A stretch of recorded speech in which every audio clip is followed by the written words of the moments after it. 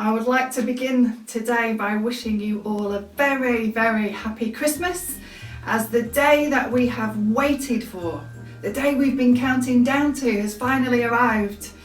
I actually really wish that I could say that to you all in person today. I really love our Christmas morning meetings, but wherever we find ourselves today, Christmas is here. Jesus is born.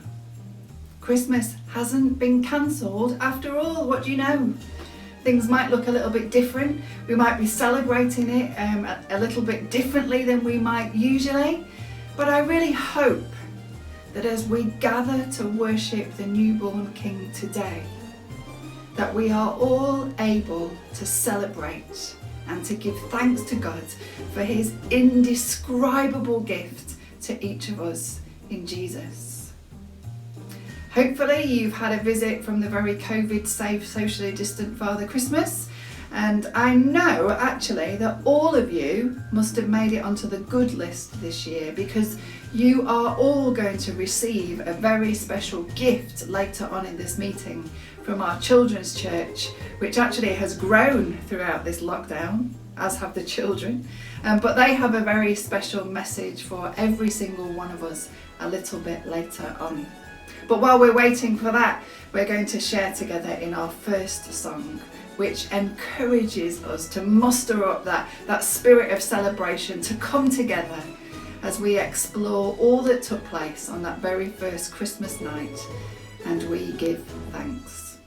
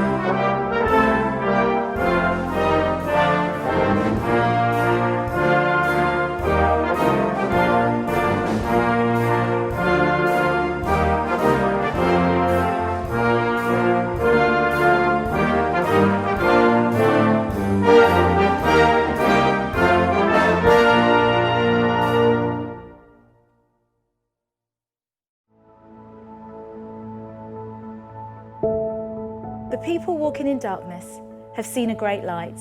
On those living in the land of deep darkness, a light has dawned. You have enlarged the nation and increased their joy.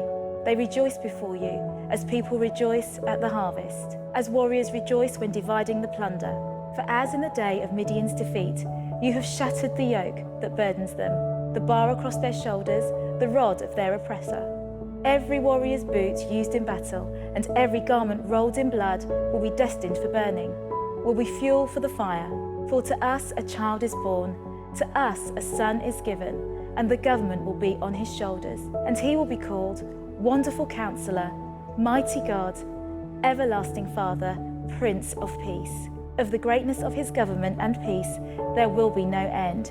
He will reign on David's throne and over his kingdom, establishing and upholding it with justice and righteousness from that time on and forever. The zeal of the Lord Almighty will accomplish this.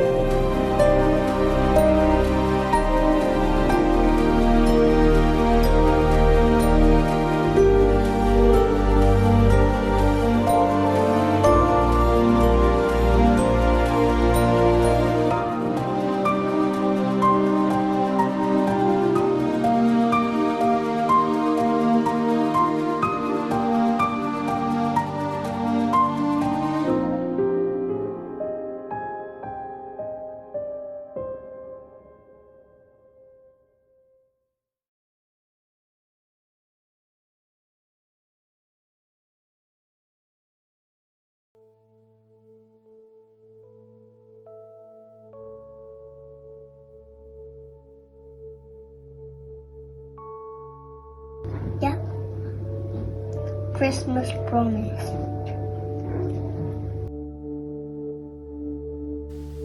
A long, long time ago, so long that it was hard to imagine, God promised a new king. He wasn't any ordinary king, like the other ones we see on TV or in books.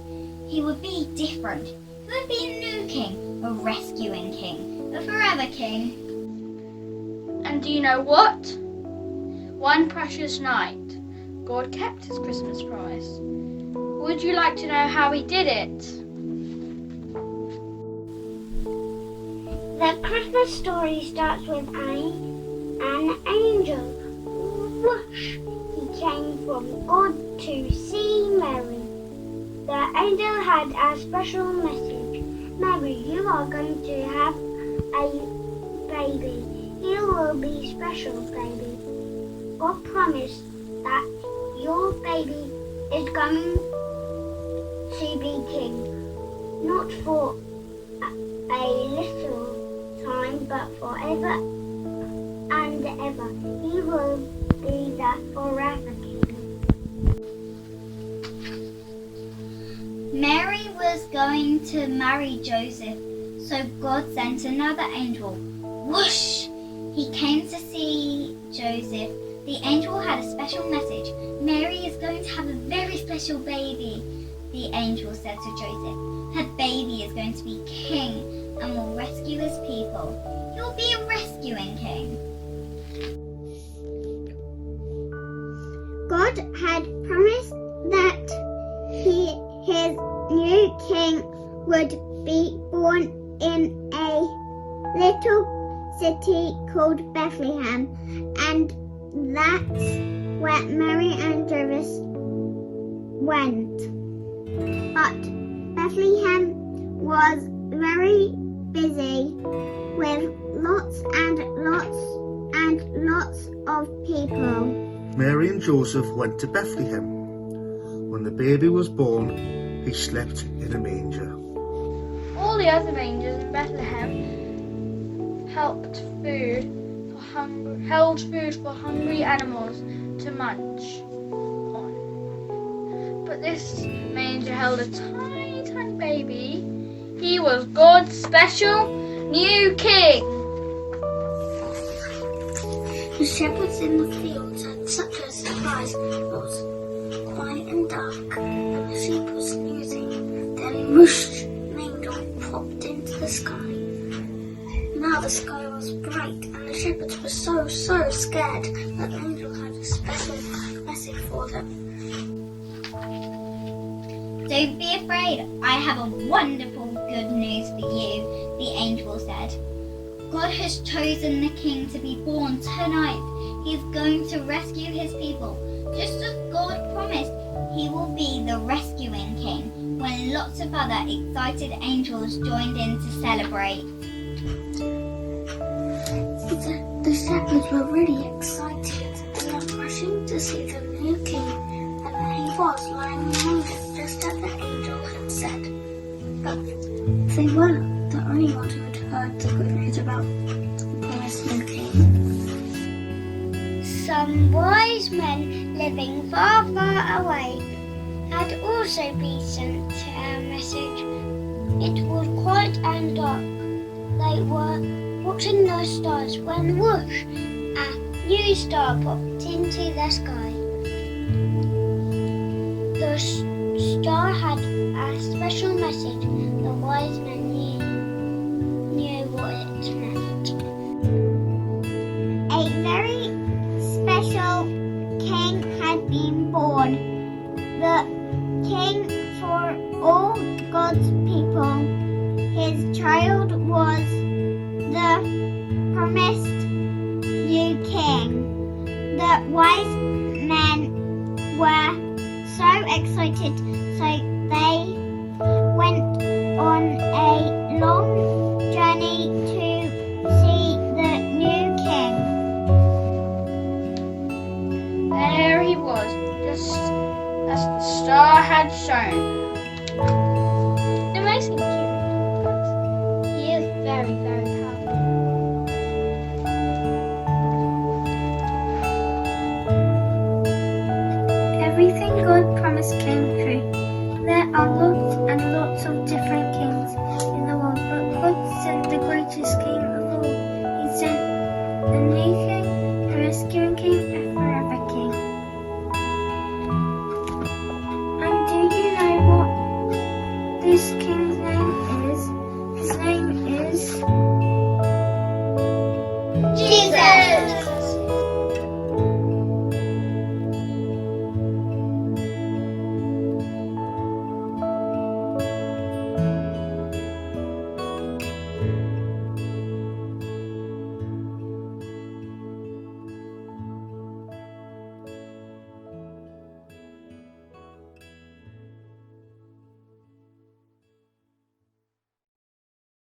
Well, that was a gift to us, wasn't it?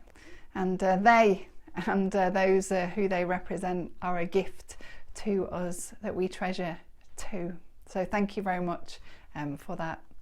Well, 2020 has been a year like no other, hasn't it? We have had to reassess many things, replan many things, rethink many things. Many of you have had to rearrange your plans for this very day, as things have changed pretty quickly a few times over the last few weeks.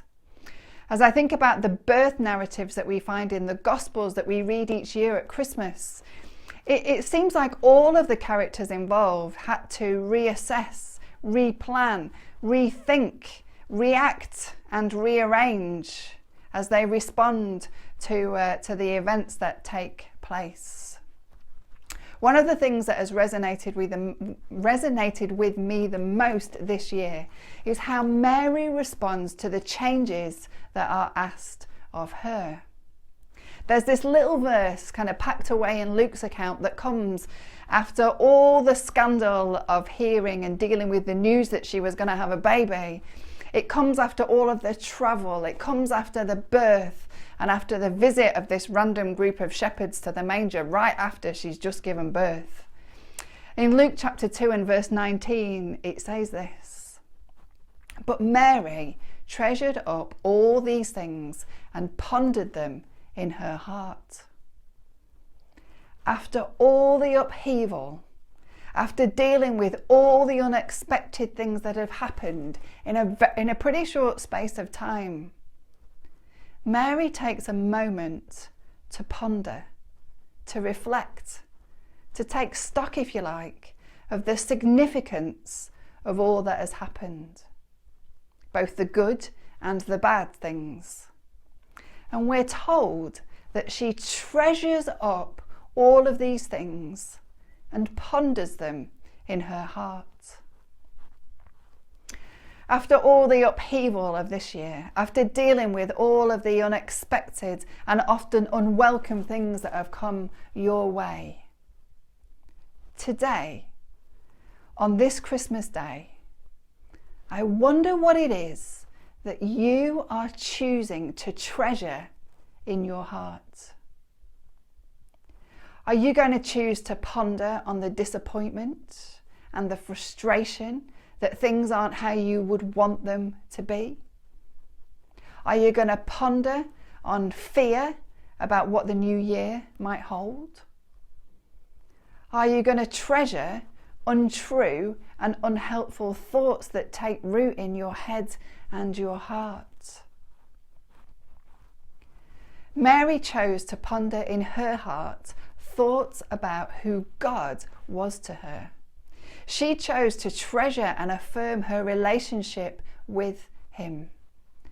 Mary chose to focus on the truths of who God is, based on the way that she had seen him at work throughout the whole experience. I really think that having that frame of mind will make an amazing difference to what kind of Christmas it is that you have this year.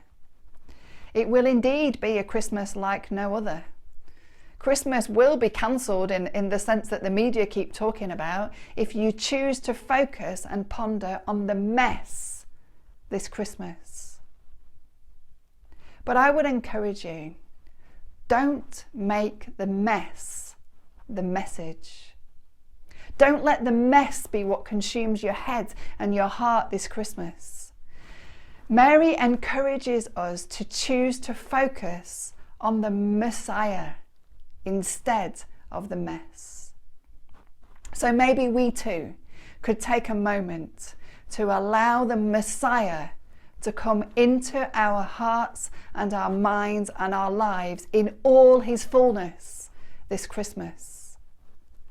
Let's choose to experience redemption from all the things that would seek to imprison our thoughts and emotions, and instead experience the hope and the peace and the joy and the love that this promised King, Jesus, brings to us. As the season of Christmas begins today, it's not over today, it begins today, Here's something to ponder on and to treasure in your heart. In Colossians chapter 1 and verses 16 to 17, it says this: "For everything, absolutely everything, above and below, visible and invisible, rank after rank after rank of angels, everything got started in him and finds its purpose in him. He was there before any of it came into existence, and he holds it all together right up to this moment." Those verses speak about Jesus. They speak about God who holds it all together.